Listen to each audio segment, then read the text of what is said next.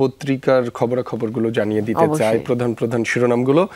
দর্শক, আমার হাতে যুগান্তরের একটি অনলাইন সংখ্যা রয়েছে, সেখান থেকে প্রধান শিরোনামগুলো জানিয়ে দিতে চাই। ডাকসু ও হল সংসদ নির্বাচন, প্রার্থীদের নিরাপত্তা নিশ্চিতে কঠোর অবস্থানে প্রশাসন। ইসির আসন বিন্যাস চূড়ান্ত, সংসদের ৪৬টি আসনের সীমানায় পরিবর্তন। ট্রাইব্যুনালের রাজসাক্ষী মামুন, আইজিপির মেয়াদ বৃদ্ধিতে আগ্রহী ছিলাম না। ১৫০ বছর বাঁচা নিয়ে শি পুতিন আলোচনা। সংবাদ সম্মেলনে টিআইয়ের চেয়ারপারসন, অভ্যুত্থানের পরও দুর্নীতি আছে, কিছু উপদেষ্টার বিরুদ্ধে দুর্নীতির অভিযোগ উঠেছে।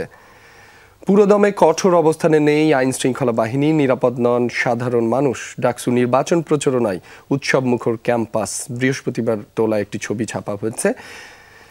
মানবতা বিরোধী অপরাধ, অভিযোগপত্র দাখিল হলেই ভোটে অযোগ্য।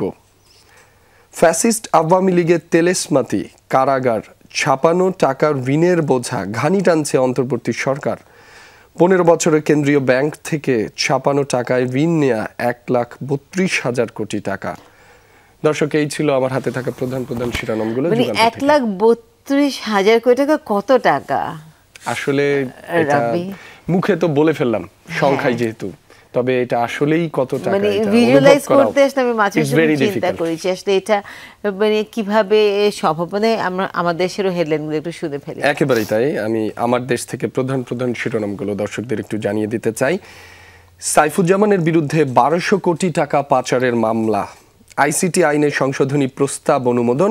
মানবতা বিরোধী অপরাধে অভিযুক্ত হলেই নির্বাচনে অযোগ্য। ২১ আগস্ট গ্রেনেড হামলা, তারেক বাবরের খালাসের রায় আপিল বিভাগেও বহাল। আওয়ামী শাসনামলে শিক্ষা খাত ধ্বংসের হোতারা এখনও অধরা। শিক্ষায় বড় সংস্কার সহ দুর্নীতিবাজদের শাস্তি দাবি। শ্বেতপত্র প্রকাশের উদ্যোগ শিক্ষা মন্ত্রণালয়ের। শিক্ষায় বাণিজ্যিকীকরণ ও দুর্নীতির ব্যাপক বিস্তার। জিএম কাদেরের বিদেশ যাত্রায় নিষেধাজ্ঞা।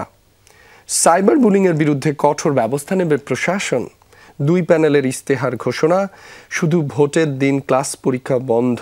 বিতর্কিত জুলিয়াস সিজারের রিট শুনতে হাইকোর্টের অনাগ্রহ। ডাকসু নির্বাচন সম্পর্কিত এ বিষয়ে একটি প্রতিবেদন রয়েছে, আপনারা চাইলে পড়ে দেখতে পারেন।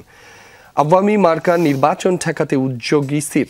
অবাধ, সুষ্ঠু ও নিরপেক্ষ নির্বাচন অনুষ্ঠানের লক্ষ্যে অনিয়ম ও অভিযোগের তাৎক্ষণিক প্রতিকার নিশ্চিত করার সুপারিশ।